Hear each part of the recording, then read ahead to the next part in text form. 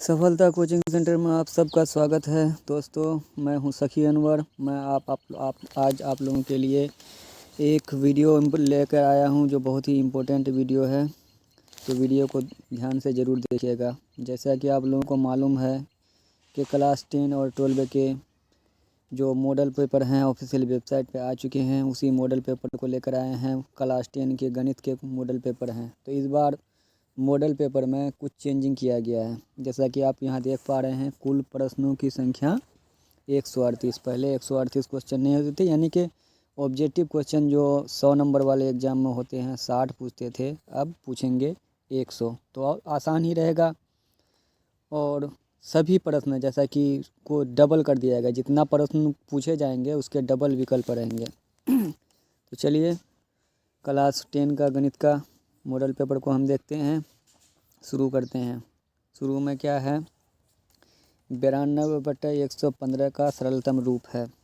तो 92/115 अगर 23 का पढ़ा में लेते हैं तो 23 का पढ़ा में 92, 23 चौक का 92 और 23 5 115, 4/5 आता है। इसका जवाब हो जाएगा बी नंबर।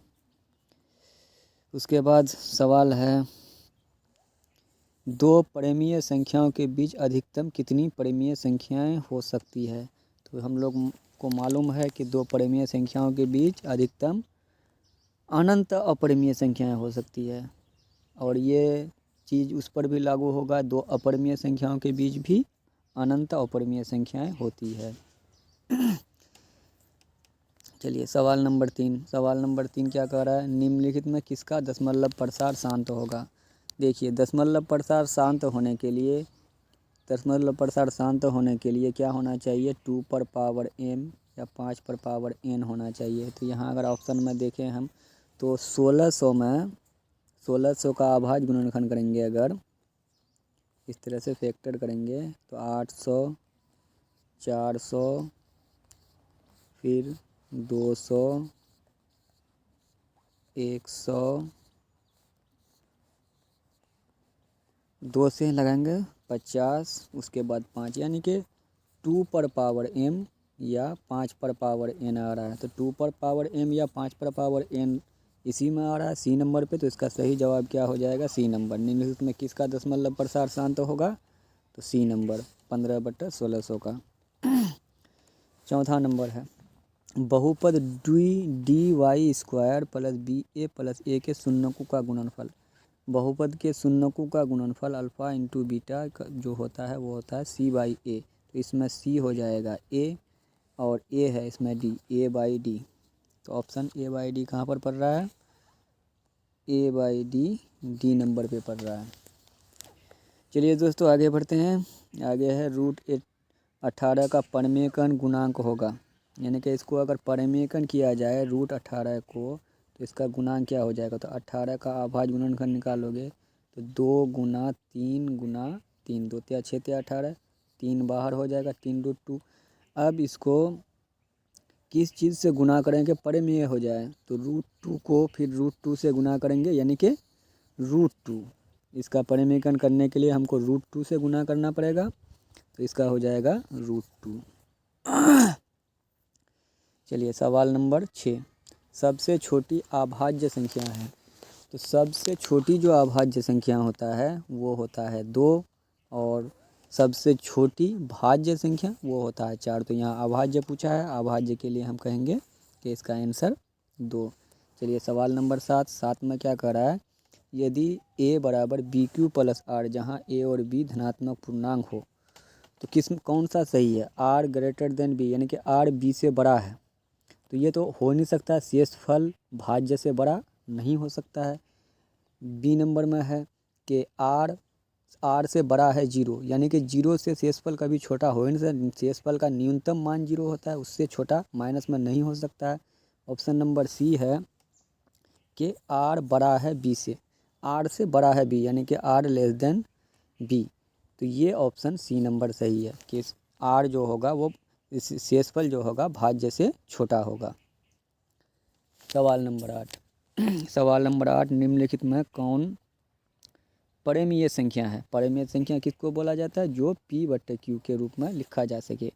तो देखिए यहाँ ऑप्शन नंबर डी में 6√5 बटा √5, √5 से √5 कैंसिल हो जाएगा, बचेगा 6 को हम 6/1 के रूप में लिख सकते हैं, और जिसे बट्टा के रूप में हम लिख सकते हैं उसे बोलते हैं परिमेय संख्या। तो निम्नलिखित में कौन परिमेय संख्या है? D number. चलिए आगे बढ़ते हैं। सवाल नंबर 9, द्विघात बहुपद x² जोड़ 12x जोड़ 35 का शून्यक है, यानी कि इसका जो हम हल निकालेंगे, शून्यक निकालेंगे तो कितना आएगा, यही सवाल पूछ रहा है। दोनों धनात्मक, दोनों ऋणात्मक, दोनों बराबर, कब कैसा आ रहा है, तो शून्यक निकालने के बाद ही पता चलेगा। x² जोड़ 12x जोड़ 35 बराबर 0। अब देखो इसको कैसे हल निकालेंगे। x² जोड़ 12x जोड़ 35 बराबर 0। 35 का गुणनखंड 5 7 है, 35 7 5 12, गुणनखंड विधि से हल निकालो तो x² जोड़ 5x जोड़ 7x जोड़ 7x जोड़ 35 बराबर 0। यहाँ x को कॉमन लो तो x + 5, यहाँ x + 5, यहाँ 7 को कॉमन लो तो x + 5, यानी कि x + 5 को अगर दोबारा कॉमन लेते हैं तो x + 7 आ रहा है, यानी कि x का दो वैल्यू आएगा, एक -5 आएगा और एक -7 आएगा। तो दोनों क्या आ रहा है? ऋणात्मक आ रहा है। तो ऑप्शन नंबर बी इसका सही हो जाएगा। निम्नलिखित में 10 नंबर सवाल में, निम्नलिखित में कौन अपरिमेय संख्याएं हैं? अपरिमेय संख्या किसी अभाज्य संख्या पर अगर करनी आ जाता है, रूट आ जाता है, तो हम उसे अपरिमेय संख्या बोलते हैं। तो देखिए 121 का वर्गमूल निकल रहा है, तो 121 क्या है? अपरिमेय नहीं है।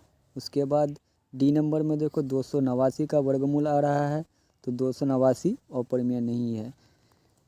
सी नंबर देखो 196 है, तो 196 का वर्गमूल आ रहा है 14 का, 14 उसका वर्गमूल होता है, वो अपरिमेय नहीं है।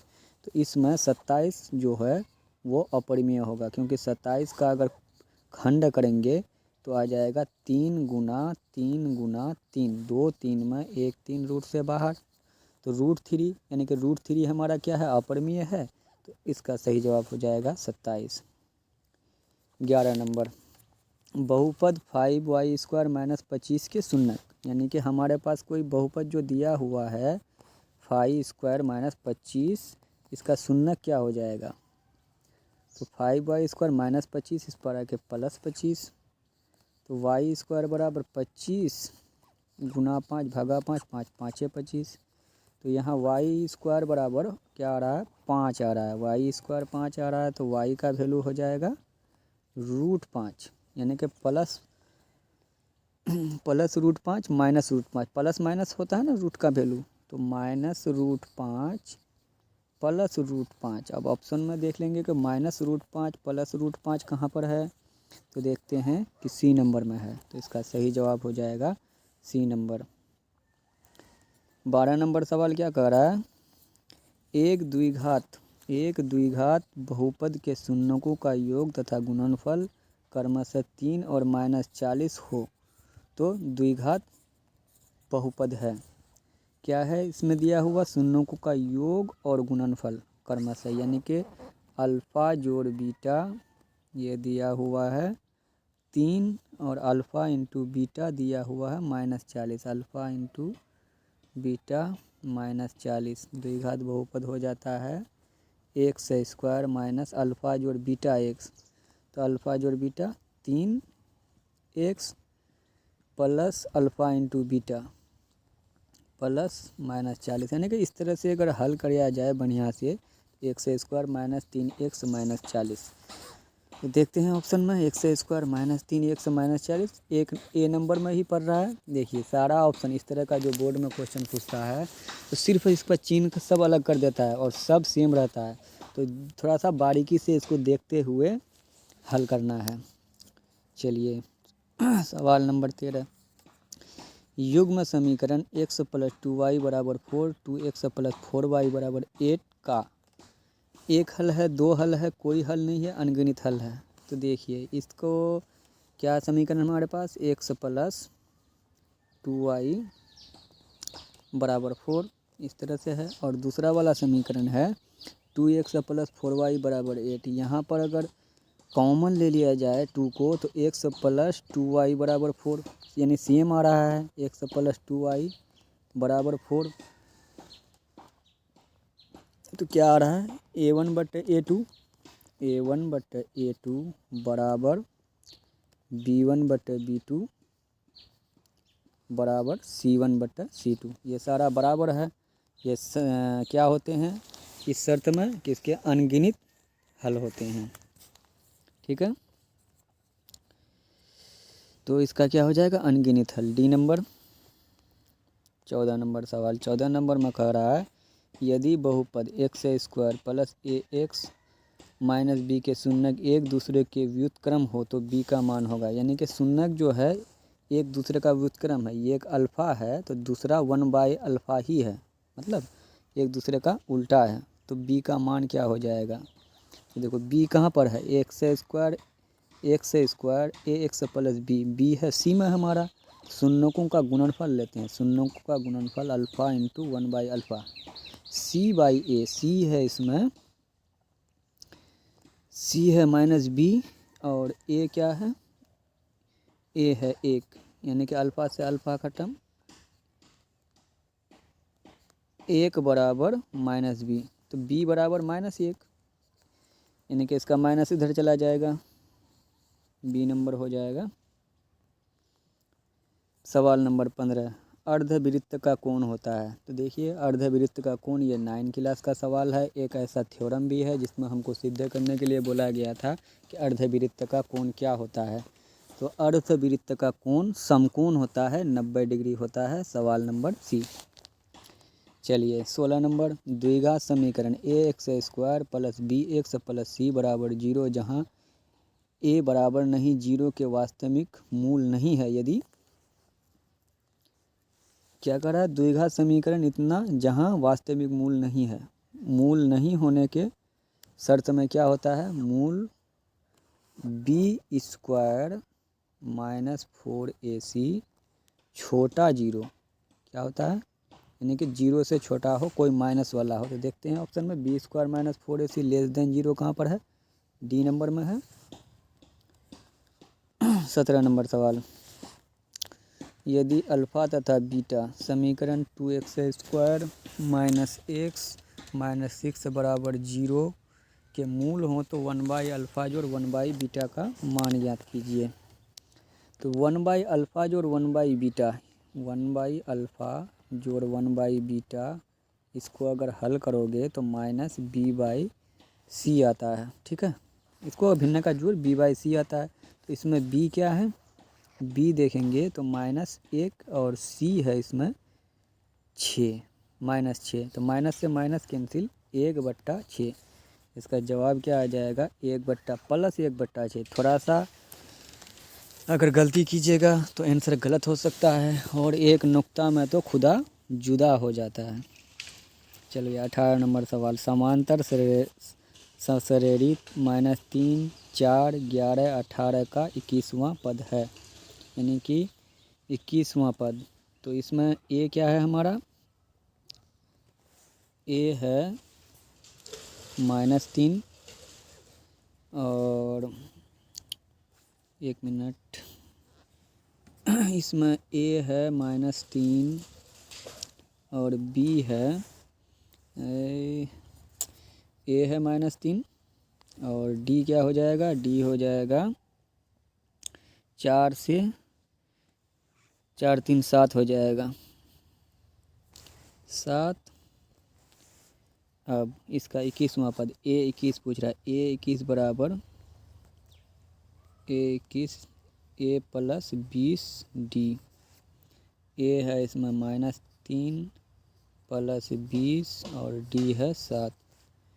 -3 प्लस 7 दूना 14, 140, 140 से 3 चला जाएगा तो क्या बचेगा, 137। इसका जवाब हो जाएगा 137 प्लस में D number.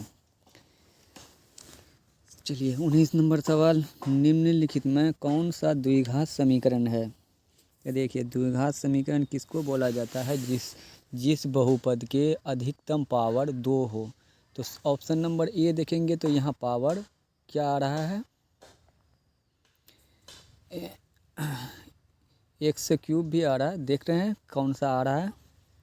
Option number B, ये तो बहुपद है ही नहीं क्योंकि यहाँ रूट एक्स है, ये बहुपद नहीं होगा, इसलिए ये इसका तो ये तो आंसर होगा ही नहीं। करनी के नियम से सी नंबर भी नहीं आ रहा है। और डी नंबर को भिन्न का जोड़ अगर बनाएंगे तो 1 से पावर 4 हो जाएगा। तो ए नंबर ही ऑप्शन होगा, क्योंकि देखिए इस पार बाएं तरफ एक्स क्यूब है माइनस एक्स स्क्वायर, और यहाँ अगर इसका ए माइनस बी होल क्यूब लगाते हैं तो एक्स क्यूब आता है। इस पार से एक्स क्यूब इस पार आके कैंसिल हो जाएगा, तो इसका जो अधिकतम पावर बचेगा वो x⁻² बचेगा। तो x⁻² क्या होता है, द्विघात समीकरण होता है, तो इसका जवाब हो जाएगा ए। समांतर श्रेणी 80, 76, 72, 68 का कौन सा पद 0 होगा। तो देखिए जो थोड़ा सा रफ इसमें लंबा है, इसलिए इसको हल नहीं कर रहे हैं। 20 नंबर को हम छोड़ रहे हैं, यहाँ पर संभव नहीं लग रहा है रफ करना।